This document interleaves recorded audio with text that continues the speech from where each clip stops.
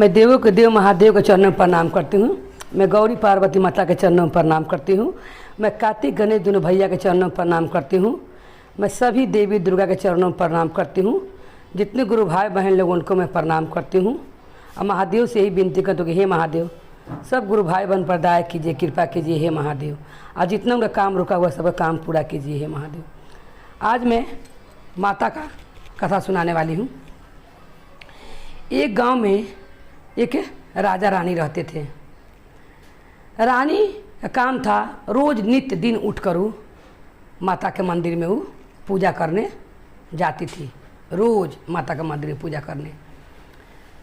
तो राजा सोचा कि सब कुछ इसके पास है, ये है अन्न धन, और बेटा भी खूब सुंदर एक था, पुत्र था, फिर क्या करने रोज़ रोज़ माँ के लगे जाती है मंदिर में। इसको सब चीज़ भाड़ा ही है, भाड़ा पूरा है, फिर कौन काम से माता के लगे जाती है। तो राजा बहुत सोच विचार के मन में सोचता है, तब अपना पत्नी से कहता है, रानी से, कि ये बताओ कि तुम, सुलोचना नाम रहता है रानी के, कि बताओ कि सुलोचना, तुम माँ से क्या मांगने जाती हो? तुम्हारे पास तो सब कुछ है, जौन जो तुमको चाहिए सब हम नौकर चाकर सब लगाए हुए हैं, हमारे पास धन की कमी नहीं है, फिर तुम किस काम के लिए रोज़ रोज़ माता के पास जाती हो मंदिर में?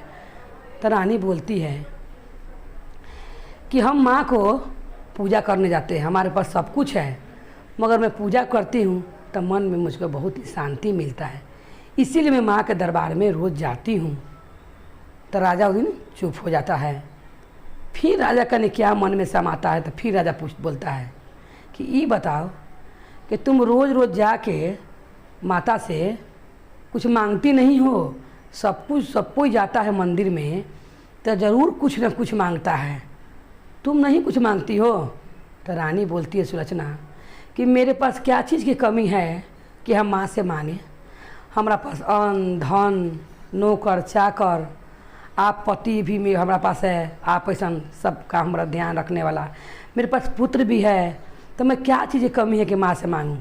तो राजा क्या बोलता है कि तुम्हारे पास सब कुछ है, और तुम ऐसा करना कि तुम माता लगे जाना तो कहना कि हे माँ, हमारा पति के दर्शन दे दीजिए। राजा कहता है सुलोचना से। तो वो कहती है कि ये बताइए कि एक तो आप कभी पूजा करने नहीं जाते हैं, और उसे हमको आप सिखा रहे हैं कि जाके माता से बोलना कि हमको पति के दर्शन दे दीजिए। माता जिसको देखती हैं वो आदमी सुने के जिंदा नहीं रहता है। तुम आप माता के घर ही पर ध्यान कीजिए ना, किस लिए माँ के दर्शन के लिए आप इतना व्याकुल हैं? तो कहता है राजा कि मैं जितना कर रहा हूँ सुलोचना, तुम उतना करो, और तुम आज से रोज़ पूजा करने जाना, और तुम यही माँ के मंदिर में कहना कि हमको पति के आप दर्शन दे दीजिए। सुलोचना हाँ कह देती है, और वो सोचने लगती है माता का पूजा करते हुए, कहती है कि हे माँ, आपने सब कुछ हमको दिए हैं, मगर मेरा पति के मन में ये सवाल है कि आप उनको दर्शन दीजिए। आपको दर्शन के लिए वो हट लगाए बैठे हुए हैं, आप दर्शन दीजिए। 5 दिन 6 दिन लगता है, माता के यही बात बोलती है। फिर क्या होता है कि 9वां दिन जो होता है, 9 दिन पूरने वाला, फिर लास्ट दिन कहती है कि हे माता, आप मेरा पति के दर्शन दे दीजिए, और नहीं तो हमको पूजा करने भी मंदिर में नहीं आने देंगे। वो कहते हैं कि रोज़ रोज़ पूजा करने जाती हो और कुछ तुम मांगती नहीं हो, आज तुमको हमको लिए मांग के ही आना पड़ेगा माँ से। बेचारी सुलोचना फेरा में पड़ जाती है पति की बात सुनकर, और तब कहती है सुलोचना माता से कि हे माँ, आप मेरा विनती स्वीकार कीजिए, हम इतना दिन पूजा पाठ किए हैं तो कुछ भी आपसे नहीं मांगे हैं। हे माँ, आप मेरा पति के दर्शन दे दीजिए।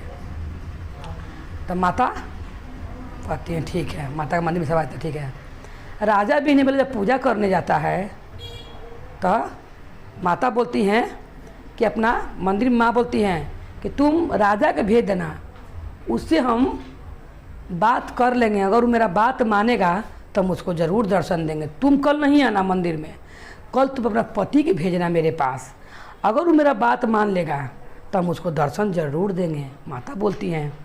सुलोचना सोच में पड़ जाती हैं कि माता हमको क्यों माना कर रही हैं कि कल मंदिर में तुम मत आना, कल अपना पति को ही भेजना। जाती हैं राजा से कहती हैं कि आप सुनिए, आप राजा साहब कल अकेले जाइएगा मंदिर में मेरा पूजा का सामान लेके, आप पूजा कर लीजिएगा, माता बोली है दर्शन देने के लिए, मगर वो आपसे कुछ बोलेंगी, आपको वो बात मानना पड़ेगा। तो राजा आपसे कुछ मांगेंगी, बोलती है सुलोचना कि माता बोली कि हम राजा से कुछ मांगेंगे, अगर कुछ हमको दे देगा तो हम दर्शन दे देंगे। तो राजा क्या सोचता है, राजा थोड़ा मूर्ख रहता है। राजा ये सोचता है कि माता हमसे क्या मांगेगी, हमसे धन मांगेगी, सोना चांदी मांगेगी, और क्या मांगेगी माता। ये कभी नहीं सोच ले रहता है कि हमसे हमारा माता पुत्र ही मांग लेगी, ये बात तो नहीं सोच ले रहता है। राजा बड़ी उमंग से मंदिर में जाता है, आप पूजा करता है, कहता है कि ये माँ हमको दर्शन दीजिए। तो माता का मंदिर में से आवाज़ आता है कि अभी नहीं, तुम मेरा पहले बात सुनो, हम जो तुमसे मांगेंगे वो तुम हमको दोगे। तो राजा बोलता है हंस के दम कि हाँ, मेरे पास क्या चीज़ की कमी है, आप मांगिए, हम आपको ज़रूर देंगे। तो माता बोलती है कि सोच लो, तुमको पलटना नहीं पड़ेगा दर्शन देला के बाद। राजा बोलता है कि कभी भी नहीं पलटेंगे, आप मांगिए तो हम आपको देंगे। माता 3 हाली बात बोलती हैं कि सोच लो, मगर वो सोचता है कि माता हमसे धन मांगेंगी, पैसा सिक्का वैसा मांगेंगी, चाहे राजपाट मांगेंगी, यही सोचता है राजा। माता उनको साक्षात दम दर्शन देती है। माता मंदिर में दम पूरा शेर पर सवारी मैया दम पूरा सब अपना रूप ले ले, त्रिशूल से माता ले ले दम, देख के राजा दम चकित रह जाता है, माता के हाथ चरण में गिर जाता है। तब माता बोलती हैं कि उठो, हम तुमको दर्शन दे दिए हैं, अब तुम अपना बात पूरा करो। तो राजा बोलता है कि हाँ बोलिए माँ, आपको क्या चाहिए, हम जो चाहिए वो देंगे। तो माता कहती हैं कि हमको तुम्हारा पुत्र का बलि चाहिए कल। माता बोलती हैं कि हमको तुम्हारा पुत्र कल बलि चाहिए, तुम लेके आओगे ना। जब ये बात राजा सुनता है तो उसको पैर तेरे से ज़मीन घसक जाता है, दम उसको वहीं पटटा गिर जाता है और बहुत गहरा चिंता में डूब जाता है। अब कभी सोच ही नहीं था राजा कि माता हमसे दर्शन के बदला पुत्र मांगेंगी हमसे, और माता भी उनका परीक्षा ले रही थी। तब कहता कि माँ अब क्या मांग ली, सुलोचना कभी भी अपना पुत्र नहीं देगी हमको। तब माता बोलती हैं कि इसीलिए तुमको हम बोले थे कि तुम सोच लो कि हम जो मांगेंगे वो तुम दोगे। तो कितना आदमी गुरु बहन आगे पीछे नहीं सोचता है कोई बात में, ये तो मैंने पूजा पाठ का बात है, कोई बात में कितना आगे पीछे नहीं सोचता है। दोस्ती यारी में कोई काम कहता है हम कर देंगे, मगर ये नहीं जाना कि कौन काम हमको करने के लिए कह रहा है। तो इसीलिए माता बोलती है कि तुम पीछे तो नहीं हटोगे। तो कहता है कि नहीं। अब वो जाता है अपना घर, माता उनको दर्शन देखे, माता बोलती जहाँ में ही रहेंगे, तुम अपना पुत्र के लेके आओ। घर जाता है तो कहता है रानी से, सुलोचना से कि हे सुलोचना, पूछती सुलोचना घर जाते ही कि बताइए कि माता आपसे क्या मांगी हैं, क्या चीज़ देने के लिए माता बोली हैं आपको, राजपाट कि आपको वहीं रहने के लिए बोली, सेवा करने के लिए क्या मांगी है। अब राजा बोले तो क्या बोले, राजा तो फेरा में पड़ जाता है और कहता है कि माता अपना पुत्र का बलि मांगी है, हमको दर्शन दी है। तो सुलोचना अपना कलेजा पर हाथ रख लेती है, कहती है कि वो जगत के जननी हैं, अगर माँ मांगी है पुत्र तो हम देंगे, अगर माँ पुत्र का बलि मांगी है तो हम देंगे। मगर राजा कहता है कि नहीं, हम नहीं लेके जाएंगे देने के लिए। घर पर आकर वो बदलने लगता है राजा। तो सुलोचना कहती है कि जैसे आपने बोला हम जाके माँ से बोले तो माँ आपको दर्शन दी ना, और जब माँ बोली आपको कि आपका पुत्र चाहिए तो आप बोले कि देंगे, तब ले चलिए। अपना बेटा को लेके सुलोचना रोते हुए आप पुत्र को लेके नहा धोवा के आती है। आके जैसी ये कहती है कि हे माँ, आपका शरण में जा रहा है, कोई बात का हमको दुख नहीं है। मगर राजा कहता है कि क्षमा कर दीजिए, बहुत बड़ा हमसे गलती हो गया है। माता हम जानते कि अगर अपना पुत्र मेरा बलि मांगेंगे तो हम कभी आपका दर्शन नहीं मांगते। राजा कहने लगता है, मगर सुलोचना हंसते हंसते कहती है कि अपना पुत्र का हम बलि देने के लिए तैयार हैं।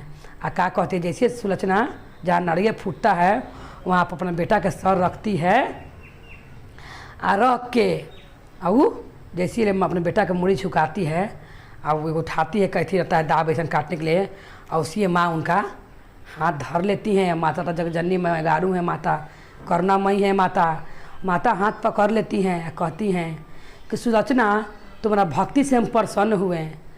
तुम एक बार भी अपना पुत्र के बलि देने के लिए नहीं सोची। जाओ, तुम्हारा बेटा खूब ही तेजस्वी होगा, खूब ज्ञानी होगा।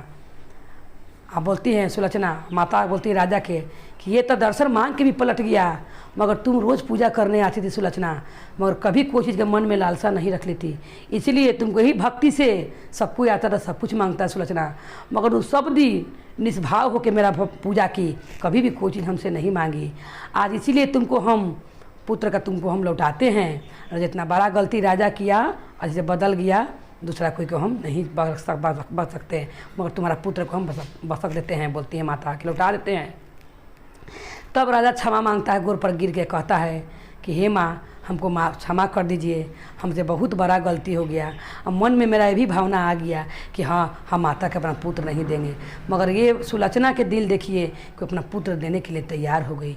काहे कि सुलोचना जानती थी कि माता जब माता जगजननी है, उनका पास जाइबो कर अपना पुत्र तब माता के सरने में ही जाएगा, मगर माता उनका पुत्र को उठा देती है। तीनों परिवार, राजा रानी, उनका बेटा हंसते खेलते घर आते हैं।